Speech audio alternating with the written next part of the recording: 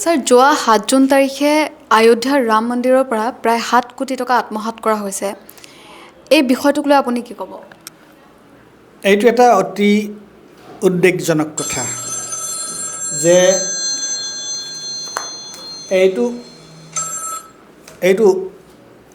এইকাৰণে চিন্তনীয় বিষয় আৰু এইটোৱে বহু ধৰণৰ কথা আমাৰ মাজলৈ লৈ আহে। প্ৰথম কথাটো হৈছে যে কত হুলস্থুল হৈচৈ কৰি ৰাম মন্দিৰ নিৰ্মাণ কৰা হ'ল। এটা বহুদিনীয়া বহু বছৰ ধৰি চলি থকা মোকৰ্দমা এটাৰ সিদ্ধান্ত দিলে উচ্চতম ন্যায়ালয়ে। তাৰপিছত ধাম ধুমেৰে ৰাম মন্দিৰ নিৰ্মাণ কৰা হ'ল আৰু তাকো কৰা হৈছিলে কেতিয়া? এই লোকসভাৰ নিৰ্বাচন, যোৱা লোকসভাৰ নিৰ্বাচনৰ আগে আগে, যেতিয়া মন্দিৰটো সম্পূৰ্ণৰূপে নিৰ্মাণ কাৰ্য সম্পূৰ্ণ হোৱাই নাছিল, তথাপি নিৰ্বাচনৰ তাৰ কিবা প্ৰভাৱ পৰে বুলিয়ে বা নিৰ্বাচনত তাক লগাব লাগে বুলিয়ে নিৰ্বাচনত ৰাম মন্দিৰৰ তোমাৰ কথাটো নিৰ্বাচনী প্ৰচাৰত জড়িত কৰিবলৈ তেওঁলোকে দৌৰাদৌৰিকৈ ৰাম মন্দিৰটো তেওঁলোকে উন্মোচন কৰিলে, মোদীয়ে উন্মোচন কৰিলে। সেইটোক লৈও বিভিন্ন প্ৰশ্ন যে ৰাম মন্দিৰটো এটা ধৰ্মীয় মন্দিৰ, ধৰ্মীয় এটা অনুষ্ঠান, ধৰ্মীয় এটা বস্তু, তাক কিয় প্ৰধানমন্ত্ৰীয়েও উন্মোচন কৰিবলৈ গ'ল? যে নহওক, সেইটো হ'ল। আৰু এতিয়া শুনিছোঁ যে ৰাম মন্দিৰৰ দানপত্ৰৰ পৰা এই যে হাজাৰ হাজাৰ দৰ্শনাৰ্থীয়ে ৰাম মন্দিৰ দৰ্শন কৰে আৰু দৰ্শন কৰি তেওঁলোকে যে দান দক্ষিণা আগবঢ়ায়, সেই দান দক্ষিণাৰ পৰা ৭ কোটি টকা নোহোৱা হ'ল। এইটো এটা কেনেকুৱা ধৰণৰ কথা? কোনে নিলে এই ৭ কোটি টকা? এই ৭ কোটি টকা কোনে নিলে? এইটোতো কোনো মুছলমানে নিয়া নাই, কোনো দলিত সম্প্ৰদায়ে নিয়া নাই। ৰাম মন্দিৰৰ ব্যৱস্থাপনাৰ লগত যিসকল জড়িত হৈ আছে তেওঁলোকৰ নামেইতো ওলাইছে। আনকি ভাৰতৰ মুখ্য নিৰ্বাচনী আয়ুক্তৰ নাম ওলাইছে, তেওঁ বোধহয় তেনেকুৱা ধৰণৰ কিবা মেনেজমেণ্ট কমিটিত আছে। সেইটো কিমান সঁচা কিমান মিছা মই নাজানো, কিন্তু এটা কথাটো সঁচা যে তাৰ পৰা ৭ কোটি টকা সৰলুকি হ'ল, এক। আৰু ২ নম্বৰ কথা হ'ল যে এইটোক লৈ যোগী চৰকাৰে এটা SIT ঘোষণা কৰিছে। এতিয়া প্ৰশ্নটো হ'ল,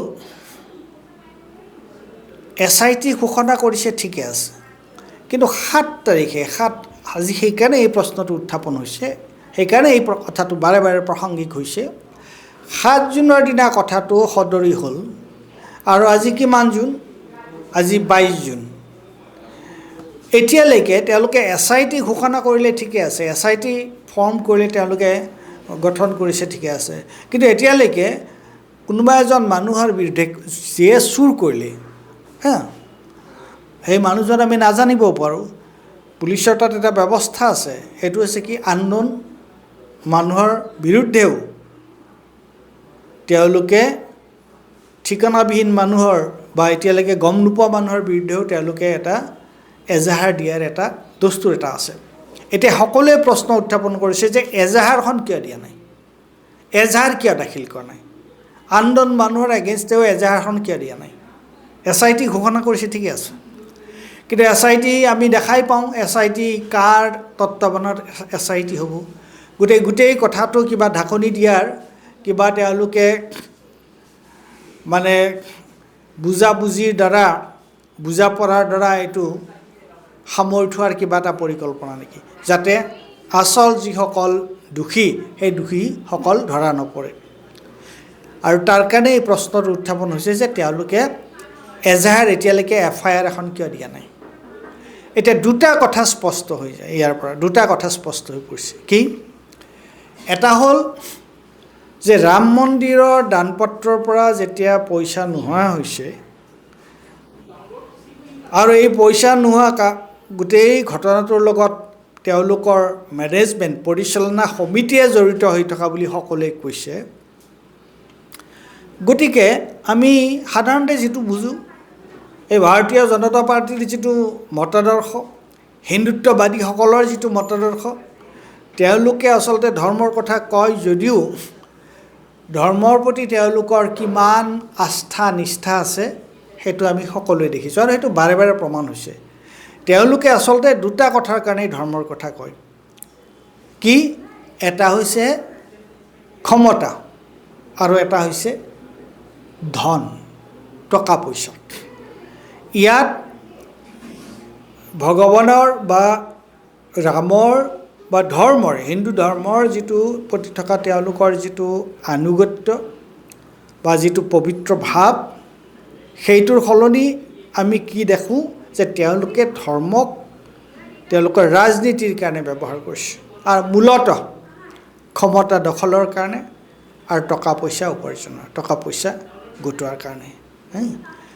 আৰু ৰাম মন্দিৰৰ শেহতীয়া এই যিটো 7 কোটি টকাৰ হৰলুকিৰ ঘটনা, সেইটো তাৰ এটা স্পষ্ট উদাহৰণ বুলি মই ক'ম।